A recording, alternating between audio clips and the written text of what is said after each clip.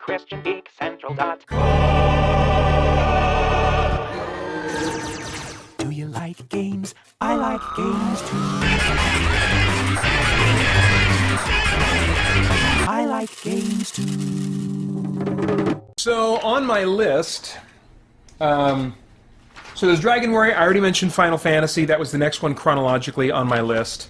And then after that, oh man, this was a major game for me. I saved up money for this game. It was the first game I bought. I saved up money to buy a used Super Nintendo so that I could play this game. And that's this gem right here, Final Fantasy III. I still have the original box. This is this is not a repurchased copy. This is actually the one that I bought at like an electronics boutique way frickin' back in the day. It wasn't an electronics boutique, Babbage's. It was called Babbage's. It's got the instruction the same instruction manual. There was a time in college that I was letting a friend borrow this, and I got it back from him because I was planning on selling it. I was like, this is worth a bit. I mean, it was the beginning of the internet. You know, I was like, I'll bet I could get, some money for this. And I got it, but as I thought about it, I was like, no. I don't, despite, what you might see on my bookshelf in the background, I'm not like, I don't collect on purpose. If stuff builds up, it's because I'm just not motivated enough to sell it somewhere. But I do some purges every now and then. I'll get rid of things that I'm like, I'm never going to use this. But the things that I do hold on to are because I think that either I'll come back to them, and I'm pretty confident about that, or I think someone else, like one of my boys or a friend at a hangout night might enjoy it or something like that. And this one, I was like, I think I'm going to come back to this. I think I'm going to want to come back to this. I want to have this available for any kids that I have to come back to it. Yeah, it's kind of like an interesting little artifact to be able to pull out that instruction book. But so anyway, let me fire this one up. I have played Final Fantasy III maybe more times through than any other game, which isn't a lot. Some people, when they love a game, I mean, they've played it through and they'll just play it like 5, 6 times, something like that. I think the save that I'm about to load up is maybe at most my fourth. I think it might be just my third. So you were confused when the Final Fantasy series went from 3 to 7. That was really weird. I didn't know what was going on because, the internet wasn't, as much of a thing really when that happened. Yeah, I didn't know what was going on. I think I found out maybe through reading some kind of gaming magazine or something about the numbering system, and then I was like, what the crap? You mean there's these Final Fantasy games that we never got to play? Come on! I didn't play Final Fantasy 4 in Japan, but 2 as it was released for the Super Nintendo in America. I didn't play that one before playing this one. I went straight from the original Final Fantasy on the NES to this game, which was in Japan Final Fantasy VI. So like a quantum leap forward. And it just blew my mind, And like the music, it was also my first Super Nintendo game. And so jumping in terms of what the system could do, you suddenly had these kind of MIDI style music things going on. So it was like by comparison, of course, at the time, it was like, it sounds like an orchestra. And of course now it sounds all MIDI and whatever, but it was a huge leap. It was a huge leap at the time. So that was part of the reason it made such a big impact on me. But this was also the first video game story that I actually cared about. Hey, Nathan Norman, welcome. Other than synchronization of the opera lyrics to the music in the GBA version, the SNES is far superior to any other version. Okay, so did they update the lyrics for the opera in the Game Boy Advance version to make it fit the melody more? I kid you not, I played this probably around my senior year of high school, and then after that I went to college where I was a vocal performance major, so I trained, I went through the same program that like an opera singer would go through, or someone that's going to be a career classical recital performer or something like that. And I kid you not, I was in the early days of the internet trying to figure out, is there somewhere I can get my hands on like the score here so that I can like try to legit perform this as a piece at school. My teacher never would have gone for it, but I never found the music anyway, so I do play through with the strategy guide on these old Japanese RPGs because I don't like missing anything. And sometimes the way these games were made, especially Final Fantasy XII, there are some things in that game that you will not find unless you have the strategy guide to tell you where they are. In the first version of that game, well, I'm going to get to that game, I think, a little later on tonight, so I'll talk about it then, maybe, if I think of it. But, I mean, there are some things that you'll miss. They won't be discovered by a logical method of exploration and systematic, you know. And so, when I realized that, I was like, what the crap? These things are tucked all the way the crap over here. Why in the world would I think to go over there? So I started getting the habit of just playing these games with a strategy guide in my lap, because I wanted to get everything I paid for out of the game. I mean, last time I played on this save was over a year ago, so I did like some brief looking in the strategy guide to remember contextually where I was at, but I mean... And Nathan Norman asked, who is your favorite character in this game? I don't have a favorite character in terms of, like, because of who they are as a character. I really don't find myself being drawn into stories in games very much. I mean, I did mention that this was the first video game that had a story that I kind of engaged with, but I generally don't really care about a game's story. In terms of their abilities, I like, however you pronounce them, I always pronounce it Sabin in my mind, but maybe it's Sabin, or Sabin, or Sabine, I don't know. But I like Terra, too. I like Terra because of all the magic that she can do, and then she can go into that Esper form, you know, it's like almost like a full-on Dragon Ball Z kind of, you know, or quickening, or whatever the crap, you know, superpower mode. Eclectic 1995 says, Aquaman is indeed cool, but it is a shame that so many see him as just a swimmer who talks to fish. I agree. I really liked what Jeff Johns did with him, which I really like Jeff Johns and generally what he does as a writer to characters in the DC universe. But he did some things to make him cool. I would like for that character to get the Jeff Johns treatment so that he's an interesting character, but then also get the power set that he had just before he got the Jeff Johns treatment. For a little while there, he had a water hand and could kind of control at least the water from... I think he could control water. Like, he could drain the water out of people and dehydrate them and stuff. And that was, even before that happened, when I was running a DC Heroes RPG, I had, like, a plot element change. I just had, like, this is my version of Aquaman. I just wanted him to be like god of water, you know, small g of course, but you know, like master of all things water, like Magneto, but with water. And then no one's gonna mess with Aquaman, because everyone's got water in him. He looks at Superman, he'll be like, ka-smack, ka-smack, ka-smack, just make him flying around knocking into stuff. Then he would truly be Aquaman, the water man, you know.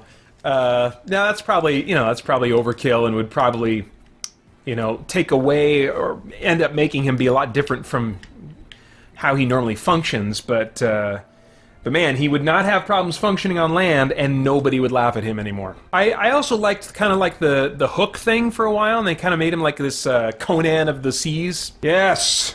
Those blitzes. That was one thing that I had to get used to. I was like, I don't know, because it was kind of like fighting moves, you know, in a game. And I'm not good at memorizing, like, fighting moves in, like, Street Fighter and Mortal Kombat and stuff like that. I was even nervous about the, kind of like this real-time battle system. I really just preferred keeping it turn-based, you know?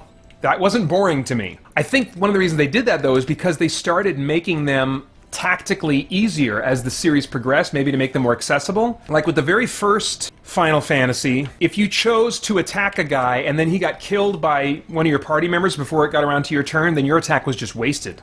And so you really had to... Oh, crap. Incorrect blitz. So you really had to make those attack target choices carefully. Now, if you were to play a typical Final Fantasy game without it being at least active time, then yeah, it would be boring because it'd be too easy. Let's... Yes! Ha ha ha ha!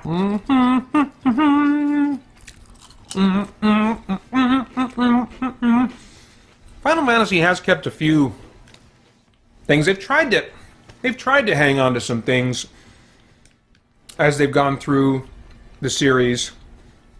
Unlike Dragon Quest, I don't know when it started, probably sometime around, gosh, well, especially, most dramatically, I would say, with Final Fantasy 12. Well, no, 11, because 11 was the MMO. But I don't even count those as real Final Fantasy games, the MMOs. But Final Fantasy 12 was like a big change to how combat worked. It wasn't turn-based. It wasn't. I mean, you can technically play it turn-based if you want to, but it's really not designed to be played that way. And 10, I suppose. Well, no, 10 was pretty well turn-based, but like around 12, they just kind of felt like they went off the rails, and I think they were feeling pressured to be, I don't know, more Western or more action-oriented. And so as the series has progressed, starting with 12, there's like less and less you can point to as like, this is what makes a Final Fantasy game a Final Fantasy game, apart from the name, you know? It certainly is not like gameplay style, I don't think. It's maybe names of spells, maybe. It's maybe summons, although they haven't always had summons. Maybe it's a Moogle, you know? But I don't know that there's a single consistent thing in all of the Final Fantasy games, except for there are stats, there are role-playing stats, you know. But I mean, so whereas Dragon Quest, that series has maintained its identity. Holy crap, it sure has. Final Fantasy 3/6 for the longest time was my favorite in the series. Eventually, it was replaced by 9 was my favorite. 9's not on my list because this game, I think, had more impact on me at the time. I used to love cutscenes in games. It was such a novelty that they would be telling stories like this in kind of like this pseudo-cinematic fashion. Now, it's like, oh my gosh, tell the story while we're walking. Talk to me while we're walking, you know?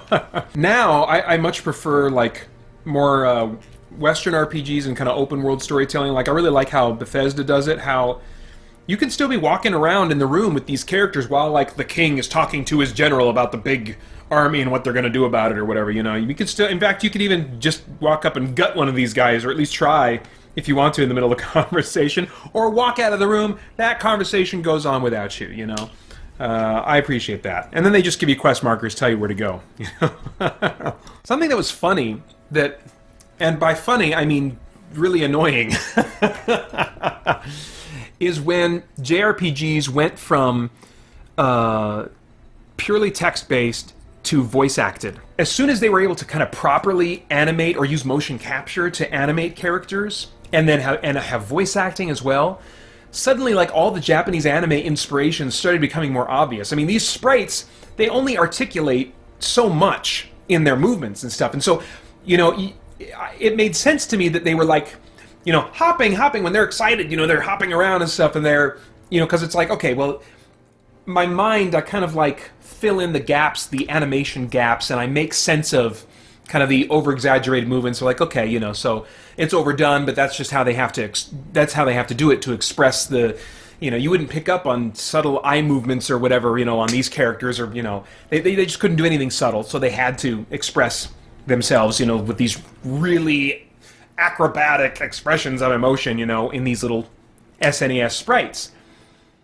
But when they moved over to PlayStation 1, and then especially to PlayStation 2, and then it was, hugely obvious, or striking, I should say, to me, when they added voice acting. I was like, it's too much. It's too much to be going, and doing all these weird, you know, these over-the-top kind of like anime style. If you're not a fan of that, or if you can't tolerate that in anime, which I really have trouble with, then suddenly, like, cutscenes, oh my gosh, at best they're boring. At best they're boring. And I've been replaying Final Fantasy 12, which I love for its gameplay, but those cutscenes, oh my gosh, I just started skipping them after a while. Anyway. So that was kind of a downturn for me in my love for JRPGs when they added voice acting and when they had greater articulation in the body movements of the characters and how they portrayed them through their body movements. I can make it sound better in my head. You know, even a kind of a crappy translation, I'm like, I can kind of make that, you know, inflect that in my mind in a way that, you know, you could kind of make sense of it. But man, then they got those voice actors in there, and who they are not given much time. I bought like a DVD a number of years ago that kind of gave some insight into like how anime is made, and they have to they're trying to keep their costs down, and so they really want those studio sessions with the actors to be super short. So they are firing off scene after scene after scene. It's not this thing where they get all this time to work on subtlety and nuance and stuff, and oh my gosh. And the actors are being told to act in a certain way, and so I at one time I thought it was all about the actors, like, oh man, these actors are lousy, but I think there's just something stylistically, there's something about that genre of animation, and there's maybe some constraints in the production of dubs. There's just a weird cocktail of things that result in something that I just don't like. Listen to you! Yep, I'm yapping and yapping here. Rugged Warrior says, I'm back. Did I type anything weird while I was gone? I think my dog walked on my keyboard. How do you guys pronounce that name? I pronounced it Celis, but I think it's probably Celeste. There was a friend in high school that said he thought of it as Celeste. And at the time that sounded weird to me. It reminded me of Gillette. Celeste, the best a man can get. Which is really funny in this context. The Falcon's going to give us one last chance at that guy. That was a weird inflection. That's like what you would hear in an anime. The Falcon's going to give us one last chance at that guy. But first we need to find our friends. Aww. Right, first things first. For once I feel hopeful. Setzer, follow that bird. Yeah, good question, Setzer. Don't know. Something inside just tells me it's important. Let's all follow my heart.